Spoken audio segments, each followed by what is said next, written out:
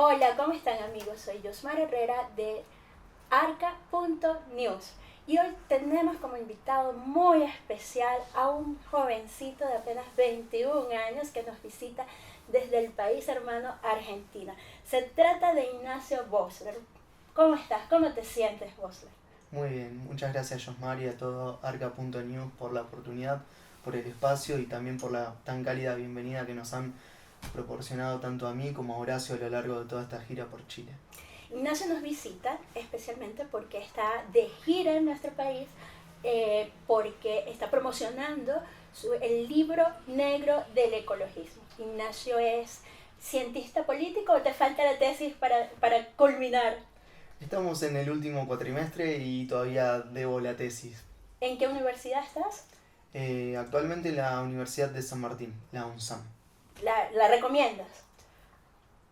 Es muy buena, tiene una muy buena currícula en el sentido de la formación, tanto técnica como así también filosófica y especialmente teóricamente, porque a diferencia de muchas otras universidades que simplemente te preparan para el ejercicio público o mismo lo que es la producción de políticas públicas, la misma te forma esencialmente desde la teoría política y la historia de las ideas políticas. En ese sentido creo que es una gran universidad. Hay que verificar todo eso en internet entonces. Cuéntanos, Ignacio, ¿es tu primera vez en Chile? Primera vez en Santiago y la verdad es que nos vamos con el deseo de volver muy pronto porque todo ha sido tan lindo, tan cálido que verdaderamente... Estuviste en Reñaca, aquí en Santiago, en Radio Agricultura. Bueno, en realidad fue súper mágico porque tuve la oportunidad de acompañarte incluso al Cerro San Cristóbal. Cuéntanos esa experiencia. Bueno, fue terrible. Fueron 2 horas de caminata que culminaron en casi 5 horas. Pero no, la verdad que hermoso. Hablando en serio, fue una oportunidad única. De hecho, tuvimos la oportunidad de poder emprender oración en la parroquia, que es algo que jamás se me cruzó por la cabeza realmente. Tener la oportunidad de llegar a rezar en una iglesia de Chile fue algo muy lindo. Es uno de los mejores recuerdos que nos llevamos porque al mismo tiempo lo pude llevar a cabo con un gran amigo como lo es Horacio. Con el que escribiste el libro negro del ecologismo. Sí, a él le cedimos la parte más filosófica y yo me quedo con los datos técnicos y duros, como diría algún político argentino por ahí. Vale, ¿por qué ese título? Cuéntanos de dónde salió ese título. Bueno, en realidad, originalmente la idea del título se comprende en la medida que sigue una tradición de pensamiento que comienza originalmente con lo que podría ser el libro negro del ecologismo.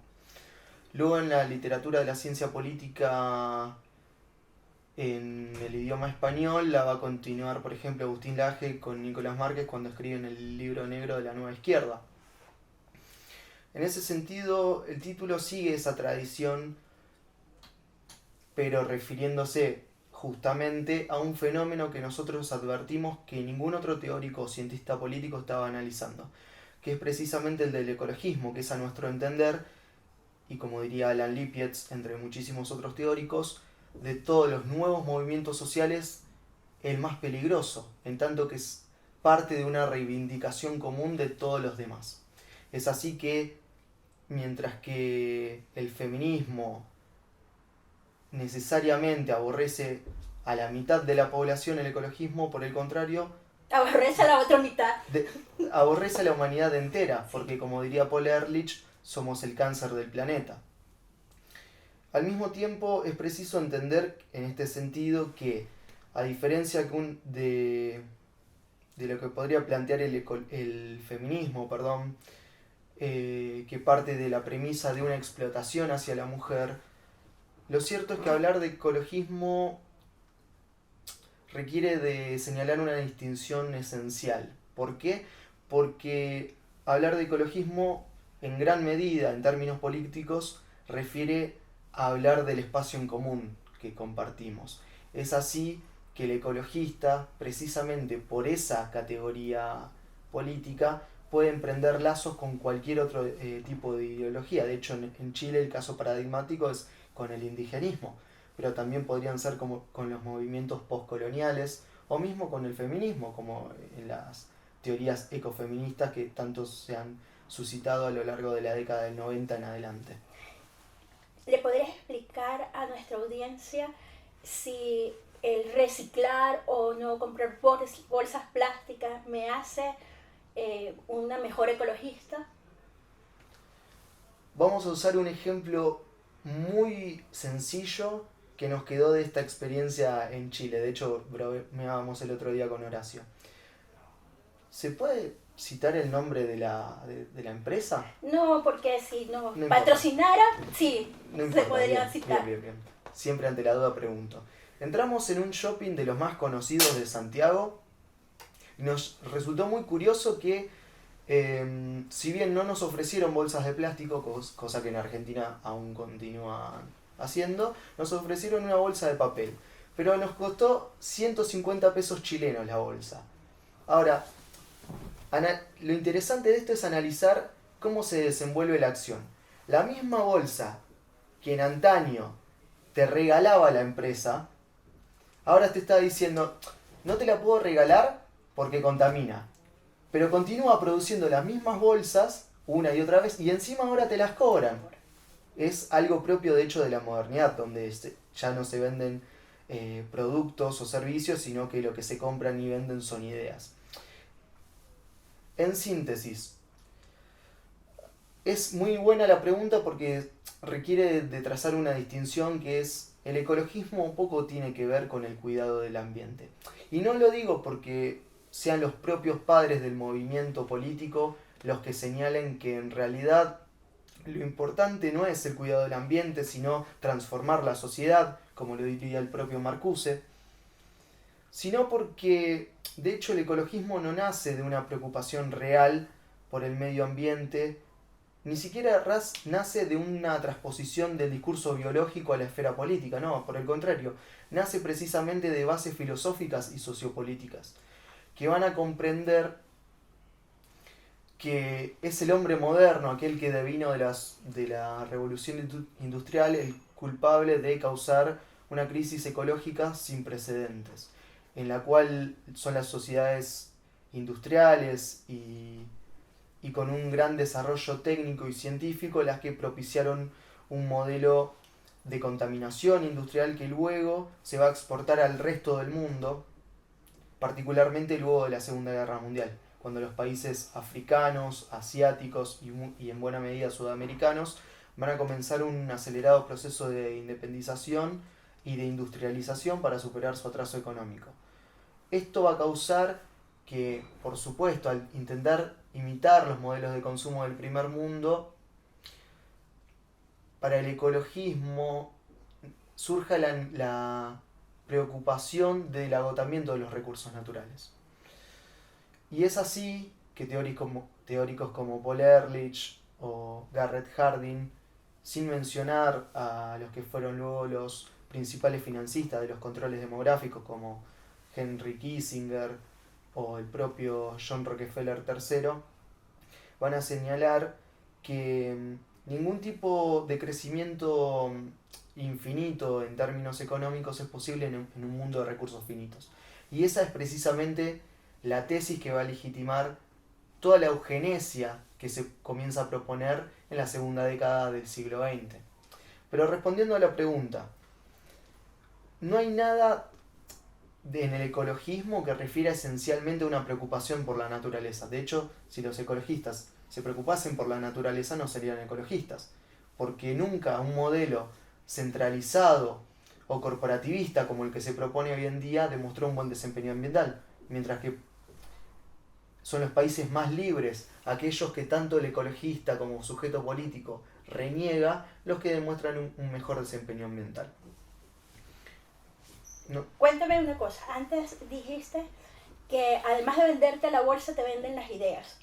Esos mismos que venden las ideas son los que financian esta ideología verde.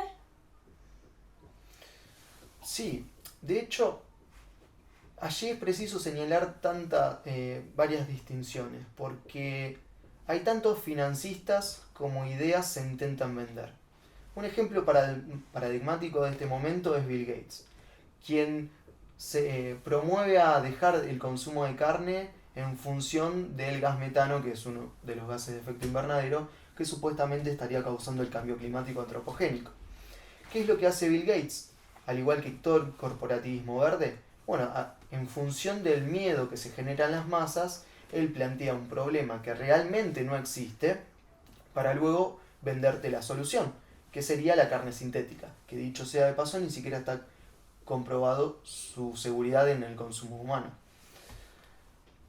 Por otro lado, podríamos señalar un ejemplo como es el de Al Gore, quien es uno de los principales promotores de la transición verde, en la cual lo que se intenta es modificar los tipos de energía a nivel global en función de conseguir nuevas alternativas que no produzcan cambio climático a través de la emisión de gases de efecto invernadero. Es así que él mismo, a través del miedo, señalando, por ejemplo, que el estado de Florida iba a estar sumergido bajo el agua en el año 2015, que se promueve, por ejemplo, la venta de paneles solares, los cuales de hecho resultan sumamente costosos e ineficientes, porque si uno se fija...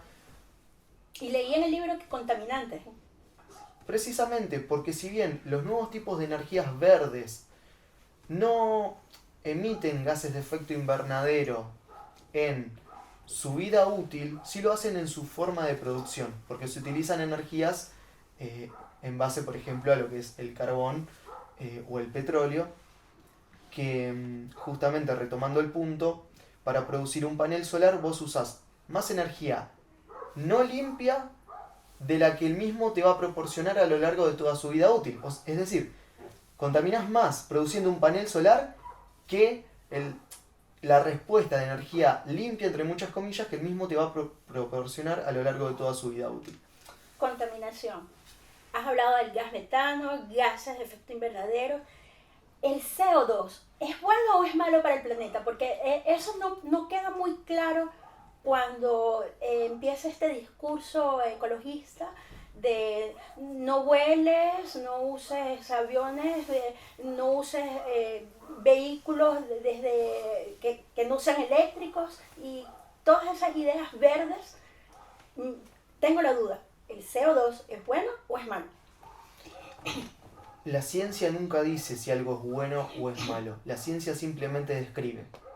Y esa es una consideración esencial, porque en todas las últimas cumbres más importantes del clima organizadas por el IPCC de la ONU, lo que se sostuvo es que el CO2 es un contaminante. De hecho, no hay nada más cerrado, porque es el componente esencial de la vida. De hecho, donde hay vida hay CO2 y viceversa. Respondiendo a las preguntas, voy a resumir básicamente y a modo muy... Síntesis. Sí. Voy a sintetizar lo más posible la respuesta.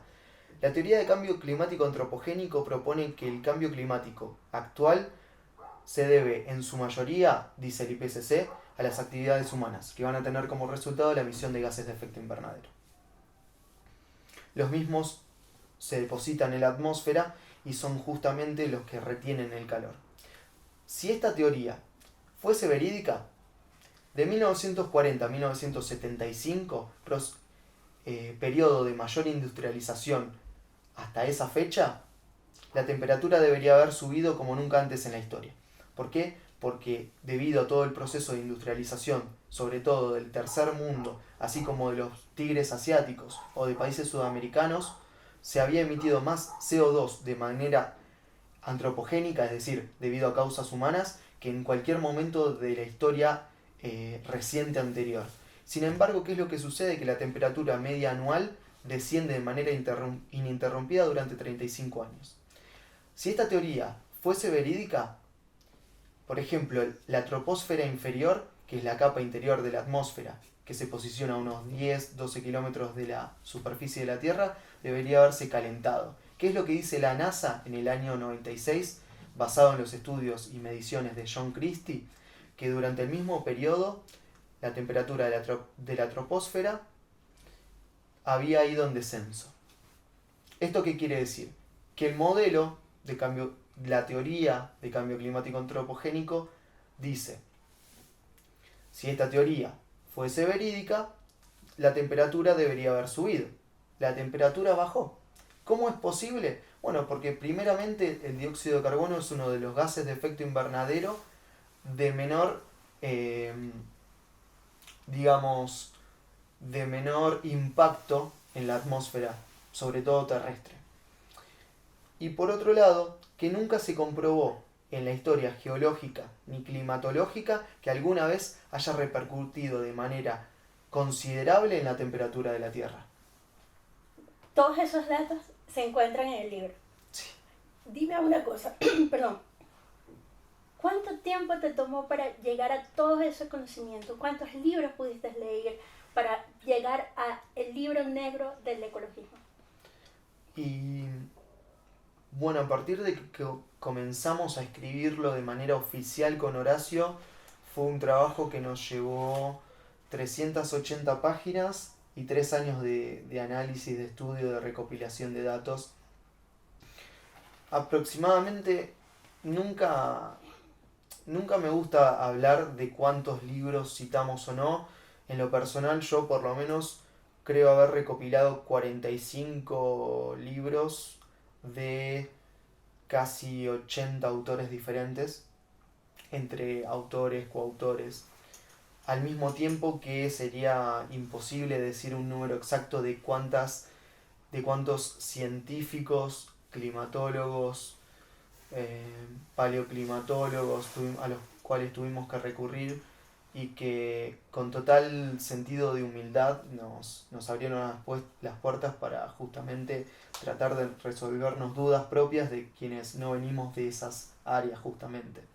Y nos encontramos frente a un mundo nuevo en el cual se supone que habría un consenso científico el cual dice que el cambio climático se debe principalmente a causas humanas, y luego nos encontramos con científicos como Tim Patterson, por ejemplo, como Ian Clarke, como John Christie, que señalan una visión muy diferente. Javier González Corripio, sin ir más lejos, a quienes en gran medida el consenso científico los obligó a dimitir publicaciones científicas que iban en contra del consenso.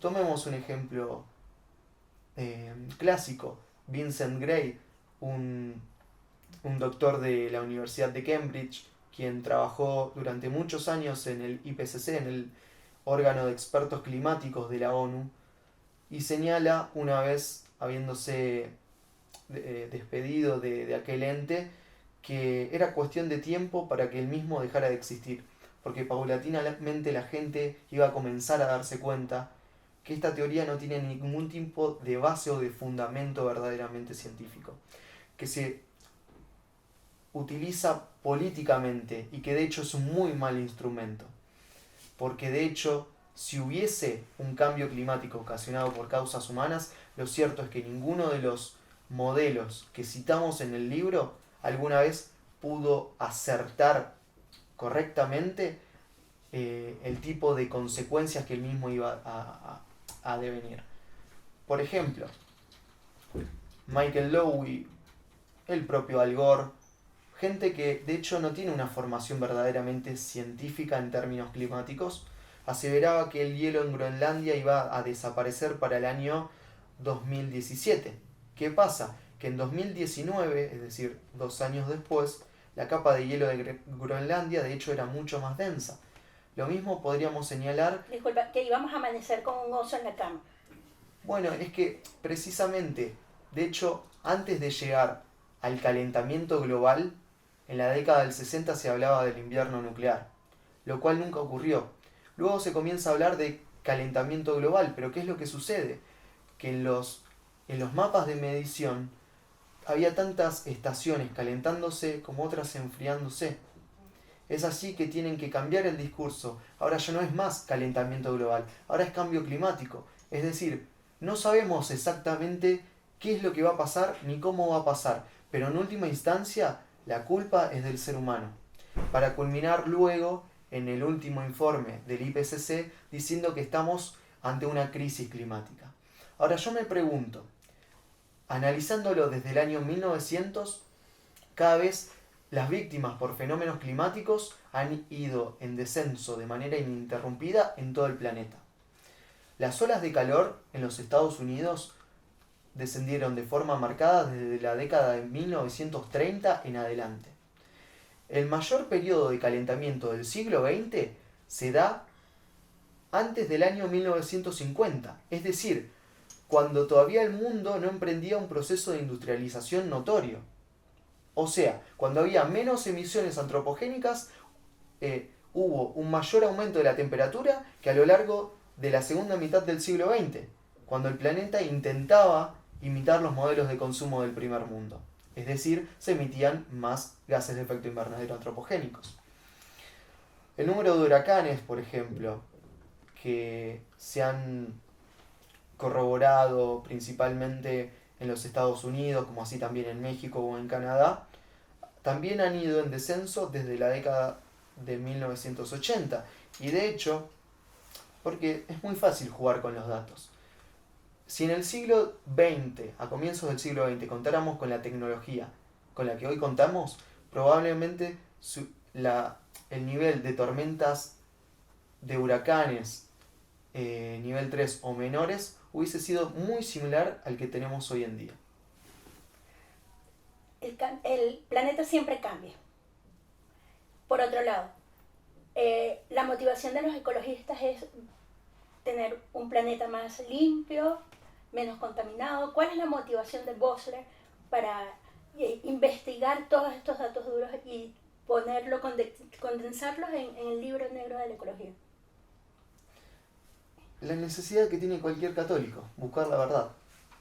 Buscar la verdad ante un sistema que desde antes de nacer te propone toda una serie de ideologías y de relatos que no se corresponden con la historia real. Buscar la verdad en la medida en que el ecologismo legitimó la mayor regulación de la historia, que involucra necesariamente todos los aspectos de la vida humana. Es así que quien sienta un ápice de cariño por la especie necesariamente debe ser antiecologista. Precisamente porque es así como se comienza a dar una respuesta principalmente política, pero fundamentalmente moral y ética, a aquellos que proponen que nuestros hijos valen menos que un animal, como lo plantea, por ejemplo, el padre del animalismo moderno, que es Peter Singer, cuando sostiene que, de hecho, la vida de una vaca probablemente vale más que la de una persona discapacitada. Todo eso está en el libro, ¿verdad? Tienen que comprar ese libro porque es súper bueno. Por último, ¿algún consejo que le des a esta generación tan preocupada por el planeta, pero que solo compra ideas en las bolsas de plástico que les venden y no se van a investigar como lo has hecho tú? Bueno, precisamente ahí está la cuestión. Cuando uno lee, independientemente de aquello que lea, forma un pensamiento crítico y fundamentalmente, diría un gran amigo, estira el cerebro. Cuando uno... Plasticidad, dicen los neurobiólogos.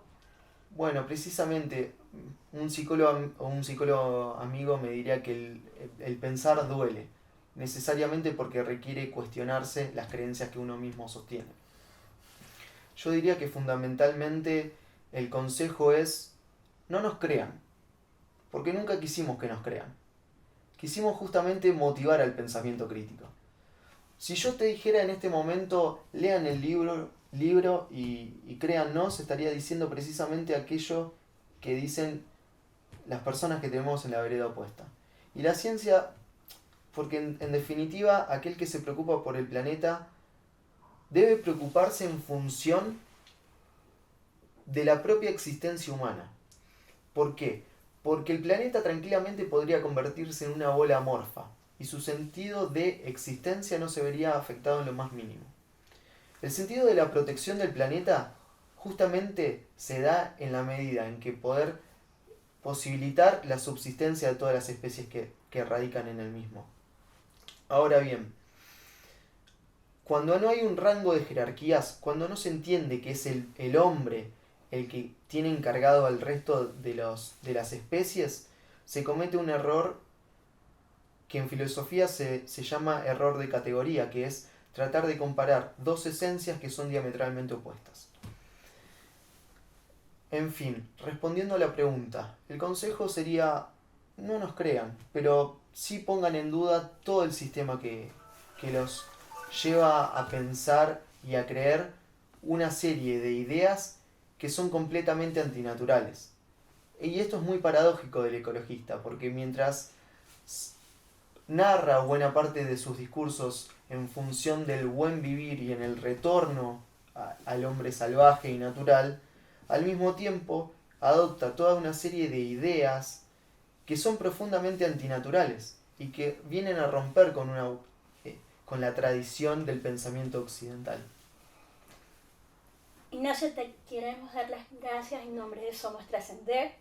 Se llama Librería, donde pueden conseguir el libro de Bosler y Horacio Houston y por supuesto, Arca News. Muchas gracias. No, al contrario, Josmar. Muchas gracias a ustedes, a Arca.news. Muchísimas gracias a Somos Y a Trascender. Legado Ediciones, se me olvidaba, por Dios, ¿quién editó el libro Legado Ediciones? A Legado, a Chemas, porque la verdad que esta gira no solo nos dejó con una gran impresión de lo que fue la respuesta del público ante el libro, sino también nos deja un montón de amigos que esperamos volver a ver y muy pronto. Vale, para la siguiente gira. Sí, seguramente, que esperamos que sea en los próximos meses. Bueno, muchas gracias y hasta aquí. Hasta la próxima.